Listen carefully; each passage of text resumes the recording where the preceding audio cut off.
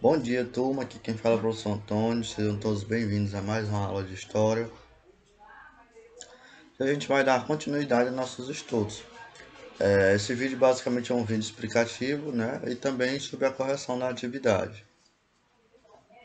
No primeiro momento, a gente vai falar um pouco do início da Era Napoleônica. Bom, como eu havia abordado, né? A Era Napoleônica ela conclui o processo revolucionário francês, de certa forma.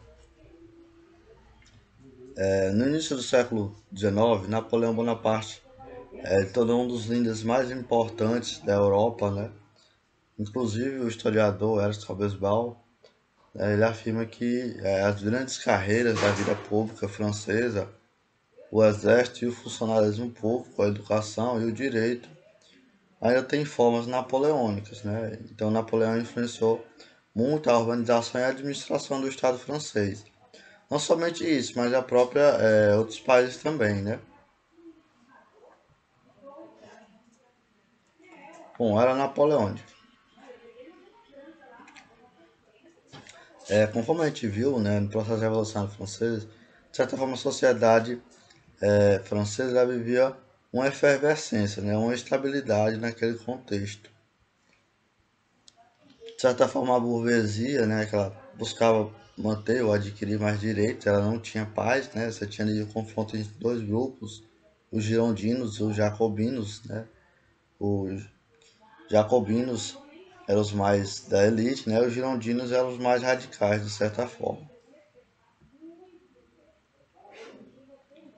Então, além dessa efervescência e dessas disputas internas, você ainda também tinha questões externas, né? Você tinha várias monarquias tradicionais, né, as vizinhas da França, a Áustria, a Prússia e outros estados, que viam na Revolução Francesa uma ameaça à sua forma de governo, seu sistema de governo em si.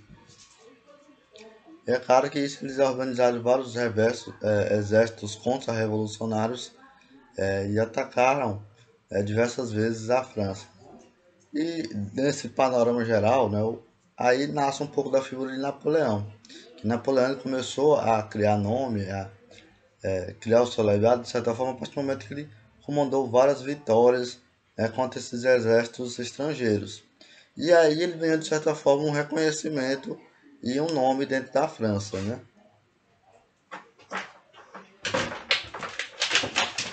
Então, diante dessa efervescência, né, e diante da possibilidade dos estrangeiros organizar um novo exército, invadir a França, Napoleão, que se encontrava em Marrocos, né, na África, numa batalha lá, ele acabou retornando à França e depois de alguns dias ele organizou o golpe de 18 Brumários, né? 18 Brumários era a estação então basicamente o novo calendário, com o início da Revolução foi aprovado um novo calendário, né? Isso para demonstrar o tanto que marcava, tanto que a Revolução Francesa marcava a sociedade. Então, assim como você tem antes e depois de Cristo, a Revolução Francesa marcaria uma nova etapa na sociedade. E aí criaram esse calendário, que era organizado basicamente de estações do ano, né? E Brumário era uma estação. Então, basicamente, o golpe de Napoleão, né, o 18 de Brumário, marca o fim do processo revolucionário. E nesse processo, como eu falei, emergiu a figura de Napoleão Bonaparte, né? Se tornou um grande personagem da política francesa, não só da política francesa, mas de toda a Europa em si, né? Por que não dizer do mundo? Aí é o cachorro que está bagunçando aqui.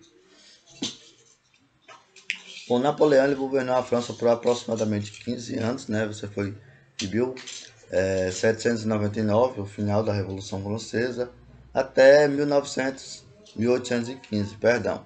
Mas antes disso aí teve um período que ele foi retirado do governo e tal. Então nesse período, né, a França ela conquistou boa parte da Europa, entre outras conquistas. Esse período de 15 anos, denominado Era Napoleônica, ele pode ser dividido em três etapas, se a gente quiser fazer uma análise histórica desse período. Primeiramente é o consulado, que é de 1799, quando ele dá o golpe, até 1804, quando é proclamado imperador. E aí você tem o Império, que é de 1804 até 1814. E depois você tem o governo de 100 dias, né? Então, em 1914, ele de certa forma ele é deposto, a França sofre uma invasão, ele acaba sendo retirado do poder, exilado na ilha, né? Na ilha de Elba, e depois ele retorna e governa por mais 100 dias a ser completamente derrotado.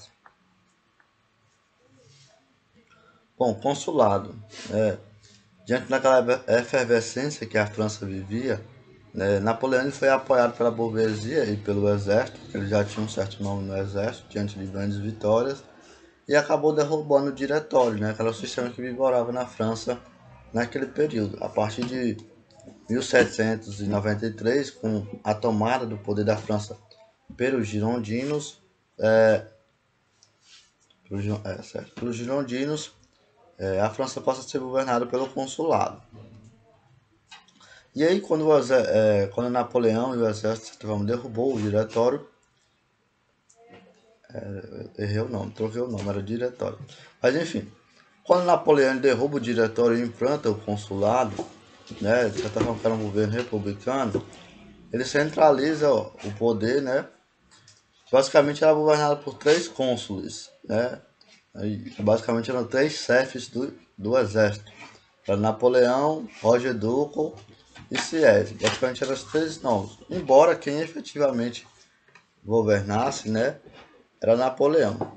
Gente, se vocês verem a câmera tremendo aqui, é porque tem um cachorro bagunçando aqui que Deus me livre. Bom, o centralismo de seu poder era disfarçado de instituições de cunho democrático. Então, querendo ou não, Napoleão tinha uma política centralizadora. Ou seja, o que é centralizar? É centralizar o poder, as decisões administrativas do Estado na sua mão. É claro que ele também criou algumas instituições democráticas e, de certa forma, isso disfarçava um pouco do seu centralismo administrativo.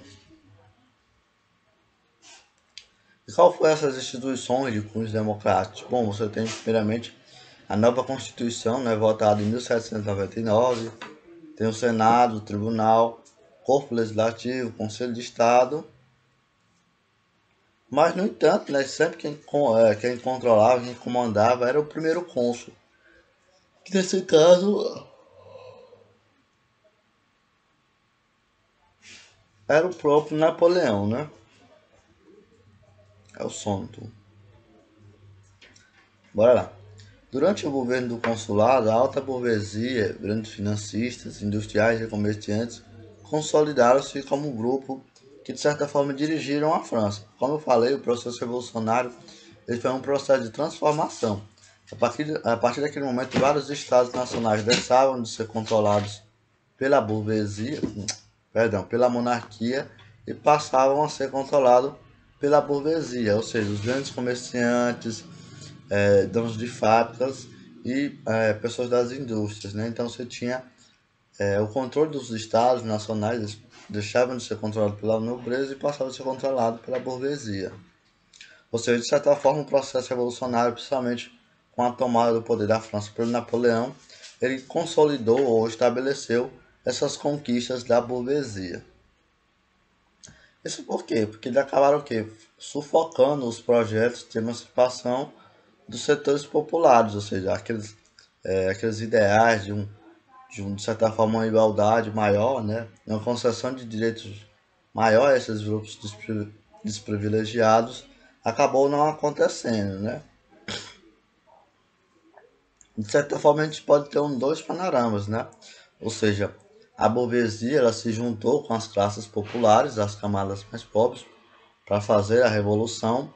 No entanto, quando a revolução começou, de certa forma, a escapar das rédeas das elites, ela acabou apoiando o golpe de Napoleão para, de certa forma, controlar, né, essa população. Ou seja, vamos mudar a sociedade, mas de certa forma que a gente não perca nossos direitos.